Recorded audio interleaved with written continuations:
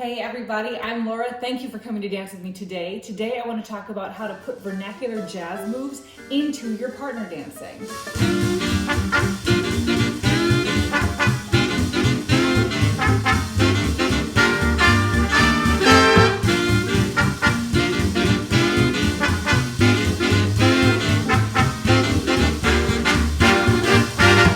Thank you to my patrons on Patreon for helping to make this video possible. If you want to join them, the link is in the description.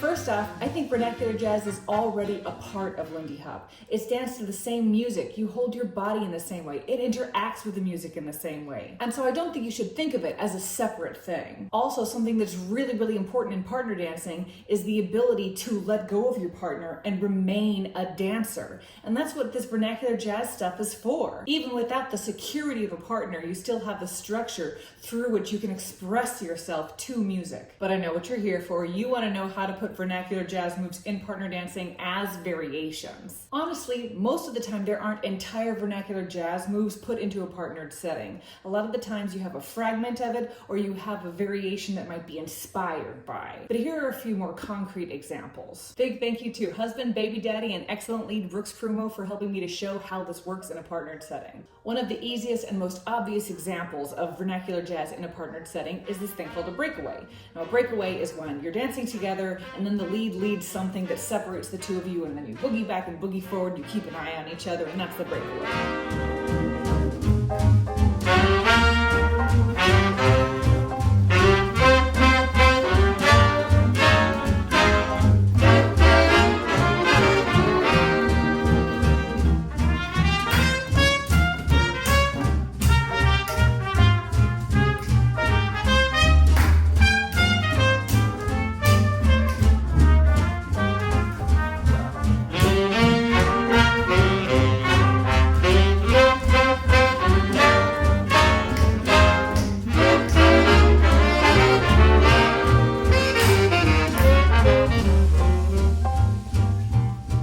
Brooks and I dance this together, and you can see he's very clear about how to lead into it, which moves he's choosing, and how to wrap up. He's also doing it in time with the music. It begins and ends on a phrase change, which makes it really helpful and obvious for me. Also, if you look at my body movement, you can see I do a boogie back, and then I'm starting to do a boogie forward, and I see he's doing a boogie drop, and I change to a boogie drop. There's nothing that says that you and your partner have to do the exact same thing. Whatever you do, be available to the other person and attack it confidently. Another example is just straight up choreography. After you've been dancing Lindy Hop for long enough, you probably know several of the vernacular jazz line dances like the shim sham, the big apple, the tranky do, stops, etc. If my partner knows that I know those routines, or I know that my partner knows those routines, then we can begin the first part of it and the other person will know to just kind of join in. Here's another example of Brooks clearly leading me in the very beginning of the big apple. I understand that it's the big apple, we both go for it, and then he clearly communicates that the big apple is over and we're going back to partner.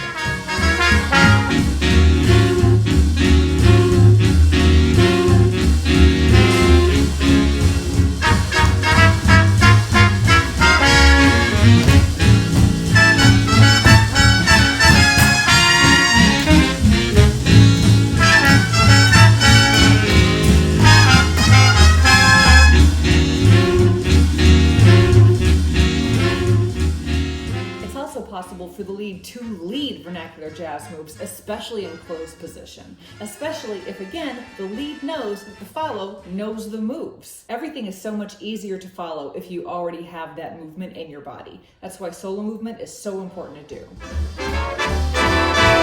There is a dance called the new Bolero at the Savoy. It's a killer with a new kind of joy. It's taking the town. Night after night, while the Yankees wonder what it's about. Oh, the jitterbuggers are beating it out and swinging on down. Oh, my. And finally, here here are some examples of how to put specific vernacular jazz inspired variations into partner dancing. So we're going to have a string of vernacular moves done solo, and then you can see how it's put into partner dancing. Sometimes it's going to be recognizable, sometimes it's just a kick and a tiny piece. Honestly, it doesn't matter if it's a recognizable jazz step. What matters is that it has good rhythm, it's appropriate with the music, it's appropriate with the partnership. Let jazz inspire you to find something. There is a dance called the new Bolero at the Savoy. It's a killer with a new kind of joy. It's taking the town. Oh, night after night, while the Yankees wonder what it's about. Oh, the jitterbuggers are beating it out and swinging on down. Oh, my, how that band can play. See those dancers sway to tom-tom rhythm. Why, take it from me, that's the new Bolero at the Savoy. It's a killer with a new kind of joy. It's taking the town.